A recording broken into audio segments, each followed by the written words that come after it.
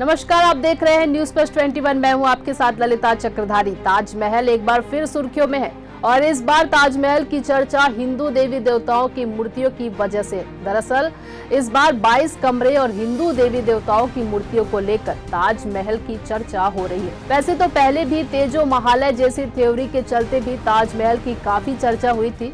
इस बार इलाहाबाद हाईकोर्ट की लखनऊ बेंच में ताजमहल को लेकर एक याचिका दर्ज की गई है, जिसमें कहा गया है कि ताजमहल के 22 कमरे खोले जाए ताकि मालूम चल सके कि उसके भीतर देवी देवताओं की मूर्तियां और शिलालेख है या नहीं। ऐसे में लोगों के मन में सवाल है कि आखिर क्या सही में ताजमहल के अंदर 22 कमरे हैं और हिंदू देवी देवताओं की मूर्ति लगी होने के पीछे क्या तर्क है। ऐसे में जानते हैं ताजमहल को लेकर क्या दावे किए जा रहे हैं। इन दावों को लेकर इतिहास के पन्नों में क्या लिखा है, क्या है याचिकाकर्ता का दावा।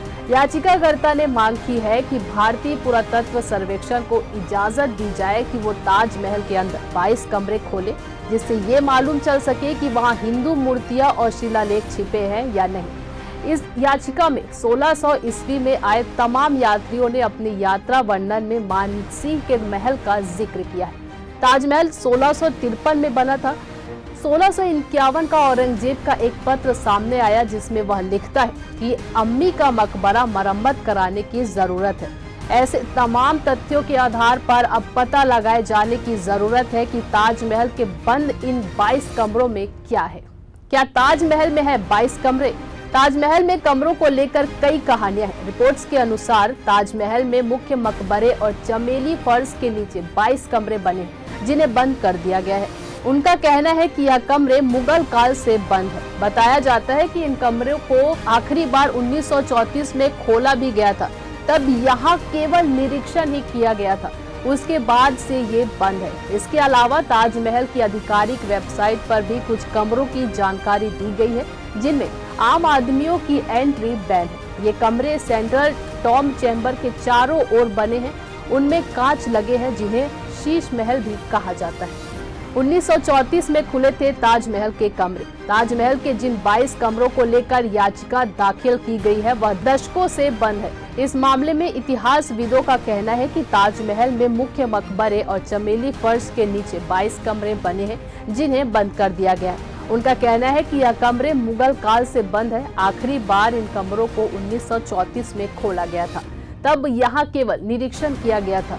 उसके बाद से ये बंद है। ताजमहल में चमेली फर्श पर यमुना किनारे की ओर जाने के लिए 2 जगह सीढ़ियां बनी। इन सीढ़ियों को ऊपर लोहे का जाल लगाकर बंद कर दिया गया है। बताया जाता है कि 40 से 45 साल पहले तक यहाँ जाने का रास्ता था, लेकिन बाद में इन्हें बंद कर दिया गया है। शिव मंदिर को लेकर भी उठ रहे हैं सवाल। ताजमहल में शिव मंदिर को लेकर सवाल काफी समय से उठते रहे। पहले वहां तेजोमय या तेजो महालय नामक महादेव का मंदिर था।